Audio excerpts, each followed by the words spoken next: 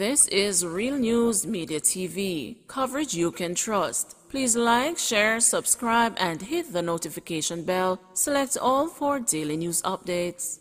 Good evening, my Real News Media TV family. Welcome back to the channel for another news update for April 21, 2023. And in the news this evening, motorcyclist dies in Manchester crash, a pillion injured. A motorcyclist that died as a result of injuries he sustained in a crash on the Content Main Road in Manchester on Thursday night. Police identified the deceased as Sean Wallace, 27, a construction worker and resident of Newhall district in the parish. A police report said around 6:30 p.m., Wallace and another man were traveling on a motorcycle on the main road when it collided with a motor truck. The men were reportedly thrown from the motorcycle. Wallace was pronounced dead and the pillion admitted in serious condition. Motorcyclist dies following collision with a cow. A motorcyclist died early Thursday morning along Holland Bamboo Avenue in St. Elizabeth. He is 26-year-old Michael Ball of Paradise District in the parish. The police say sometime before 1 o'clock, Mr. Ball was riding his motorcycle along the roadway when he collided with a cow. He sustained injuries and was transported to the Black River Hospital, where he was pronounced dead. Cops release more info on guns and ammo seized at St. James Wharf. More information has been released regarding the seizure of several weapons at the Seaboard Wharf in Freeport, Montego Bay, St. James on Thursday. 4 firearms and hundreds of rounds of ammunition were found at the facility. No arrests have been made in connection with the seizure. It was reported that about 2:45 p.m., a routine screening of a barrel was being carried out when anomalies were found and the police alerted. Upon arrival of the lawmen, the barrel was searched and found to contain 2 Smith & Wesson, 1 Ruger, and 1 Remington pistol, along with 7 magazines and 900 rounds of 9mm cartridges. Police said the items were processed and secured pending further investigation. In January, 22 illegal guns and a larger quantity of ammunition were seized at the Seaboard Wharf. In that incident, 21 Glock pistols and a Cobra revolver were found. A disassembled gun was found in a barrel at the same wharf last month. 2 in custody after firearm and ammo found in bedroom.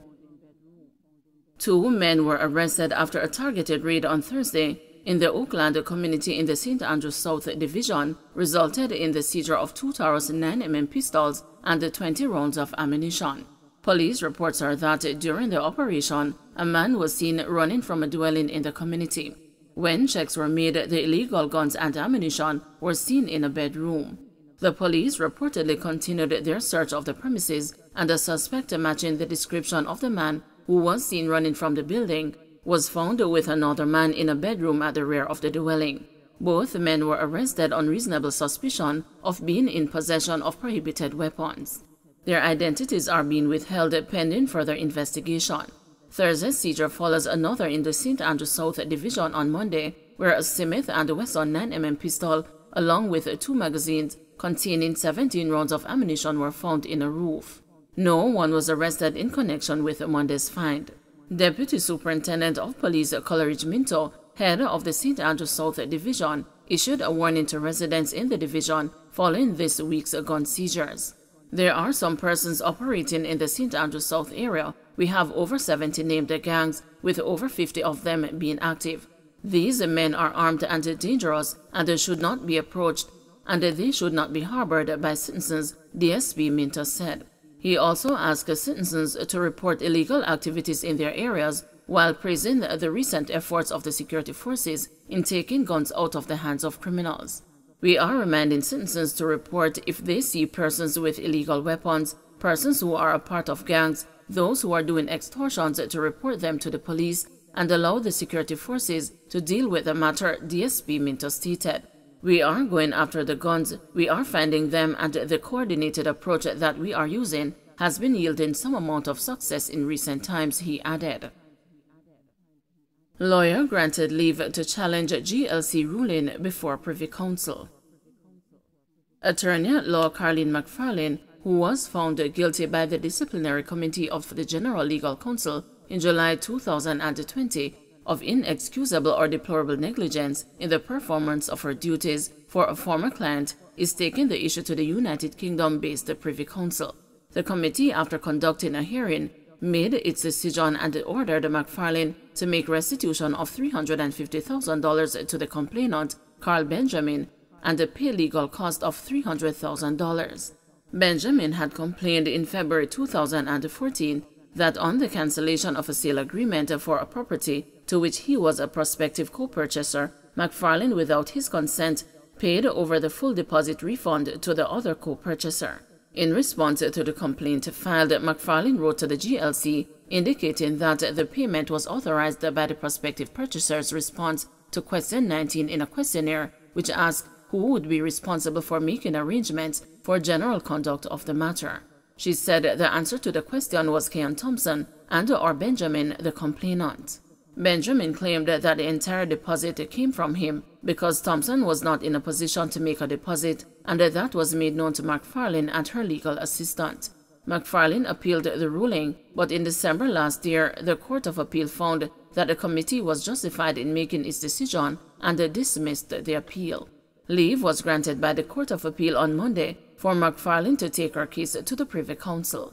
Attorney at law Hugh Wildman, who made the application for leave to appeal, says there are important points of law to be determined by the Privy Council because McFarlane acted on instructions. The committee's order has been stayed until the Privy Council makes a determination. Clarendon wanted man surrenders in St. James. One of the 5 men listed as Clarendon's most wanted has turned himself in. Jabulani Dyer, otherwise called Jabu, surrendered to the Freeport Police in Montego Bay, St. James on Thursday. Dyer of Woodhall District in Chapeltown was listed as wanted for wounding with intent. The other 4 who were named on Tuesday are still being sought. Johnson Smith heads a delegation to 4th CARICOM India Ministerial in Guyana. Foreign Affairs Minister Kamina Johnson-Smith is leading Jamaica's delegation to the 4th CARICOM India Ministerial meeting in Georgetown, Guyana today. Mrs. Johnson-Smith says it's important to maintain a strong relationship with India, which she describes as a leader among developing countries, a strong development partner, and a major proponent of a South-South cooperation. She says India chairs the Group of 20 and has signaled that strengthening relationships with CARICOM is a major aspect of its foreign policy. The Foreign Affairs Minister says this meeting provides an opportunity for Jamaica and the CARICOM to further elevate issues of concern to the region and to other small island developing states within the G20. Critical development areas are to be deliberated at the 4th CARICOM India Ministerial meeting. Among them, trade and economy, food security, health, energy, e-governance and infrastructure in the information and communication technology landscape, climate change, as well as regional and international security. Don't forget to like, share, subscribe, and hit the notification bell. Select all for daily news updates.